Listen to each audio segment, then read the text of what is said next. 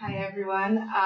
So there's actually a common misconception that a lot of people have that dentistry is all about filling cavities and doing, very little in the mouth. But the truth is there's actually a lot more that it entails. It's not something I always knew I wanted to go into, but when I was in seminary, Touro actually came down to Israel and offered us to apply for summer courses that year. And I knew sciences were always something I was interested in. A bunch of my friends were signing up, so I actually signed up and spent that summer taking biology in Touro Flatbush. It's actually a great time to get a lot of the sciences done because in 2 months you can accomplish what during the year will take you at least 10 months to accomplish. So if you have the time, take advantage of the summers. It's a great opportunity. While I was an undergrad, I got to speak to different people in the field or people who were headed towards there. I happen to have an uncle who's a dentist.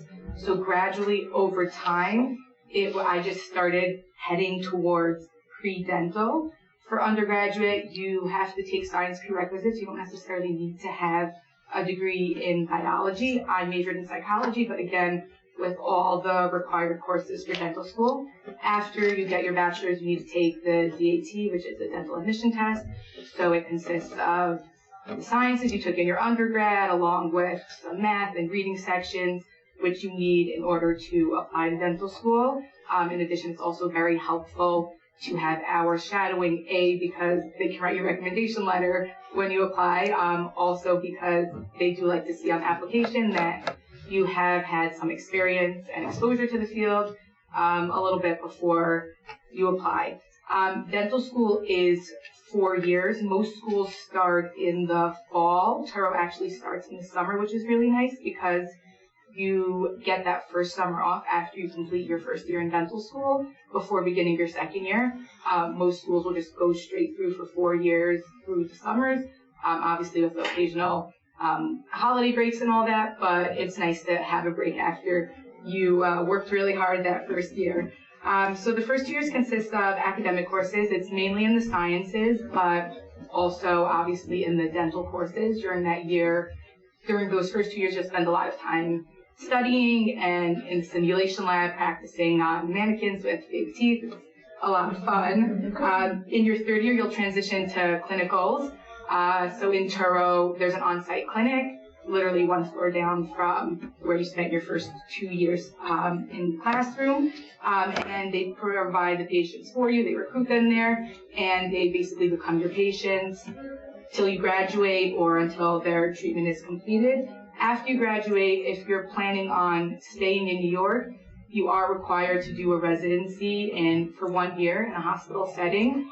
This does only apply to New York, so if you plan on living elsewhere, you don't necessarily need to do a residency, but it is very helpful. Some people like to do it because it's a very different setting of learning outside of dental school. And also, if you do plan on coming back to New York one day, it is something helpful to have. You do get paid, but it's obviously less than you get paid after you complete your residency.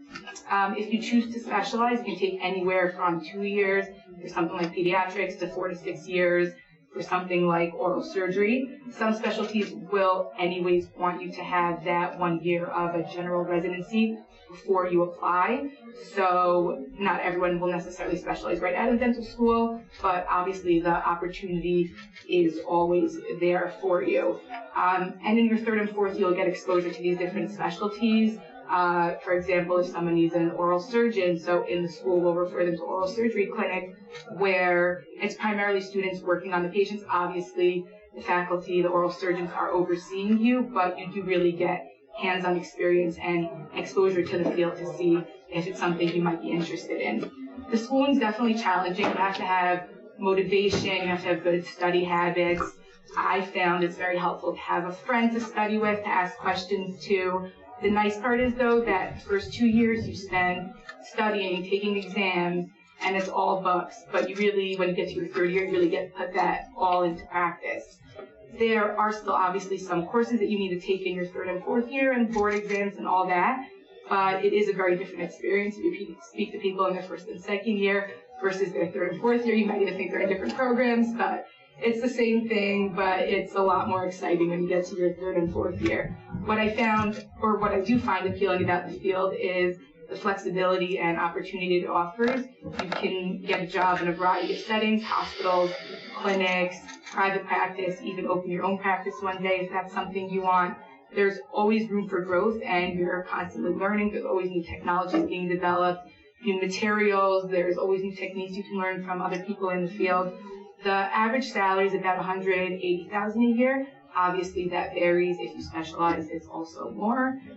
You'll hear people say you need to have good hand skills, be good with your hands, fine motor skills, which is definitely true to some extent, but it's also something you'll spend time developing those first 2 years. You definitely have to have good communication skills, be a people person. You're building a relationship with your patients. Some patients, you'll treat them, finish it in one day, and not see them again for 6 months to a year. Other patients you'll be seeing every week till they're done their treatment, which could take over a year. So it's definitely something you have to like and be interested in. On the same note, you have to be able to work well with other people on a daily basis. You're interacting with so many people, from dental assistants to hygienists to receptionists, oral surgeons, orthodontists. The dentist is basically the base where all the patients will come, and it's the dentist who's creating a comprehensive treatment plan for all the patients, which a lot of times will entail help from the oral surgeon, the orthodontist,